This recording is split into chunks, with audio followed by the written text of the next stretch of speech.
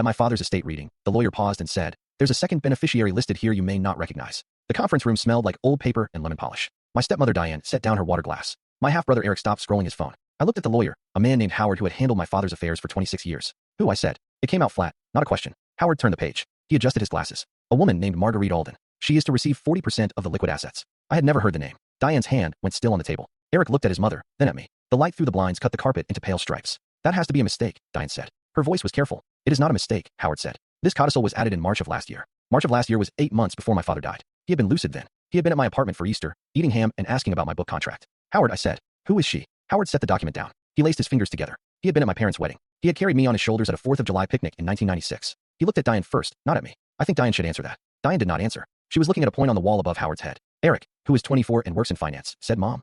She didn't say anything for a full minute. Then she said, "Howard, can my children and I have the room?" "Of course," he said. He gathered his folder and walked out. The door clicked behind him with the particular softness of expensive hinges. Diane did not look at me. She looked at Eric. "I need you to leave too," she said. Eric's face did something I had never seen it do. He stood up slowly. "What is happening?" he said. "Eric, please." He left. The door clicked again. It was just Diane and me at a mahogany table in a room I had been in maybe 3 times in my life. "Tell me," I said. She finally looked at me. She is 61 years old. She married my father when I was 9. She had always been kind to me in a careful, slightly distant way, the way you are careful with a stepchild whose mother you did not replace by choice. "Marguerite was your father's first wife," she said. I did not understand. My breath caught, but I did not speak. "Before your mother." My father was not married before my mother. He was, for 4 years, in Pittsburgh, before he moved east. I tried to remember anything my father had ever said about Pittsburgh. He had gone to graduate school there. He had mentioned a bad winter in 1982. He had mentioned a professor he disliked. He had never mentioned a wife. Did my mother know? Your mother knew. I set my hands flat on the table. The wood was cool. There was a small ring near my left thumb where someone had once set down a glass without a coaster. "They had a daughter," Diane said. I closed my eyes. "Her name is Claire. She is 54 years old. She lives in Pittsburgh still. Your father saw her twice a year for 40 years.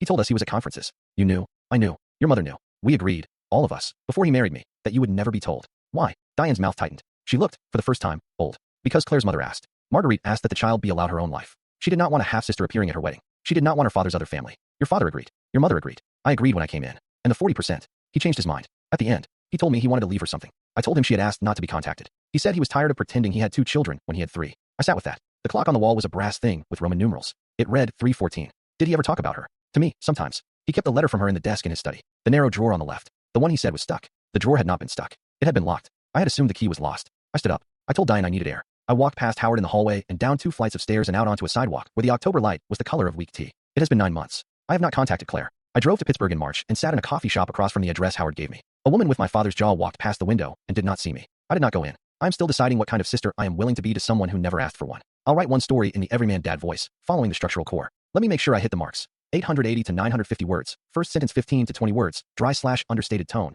Physical grounding. No emoting.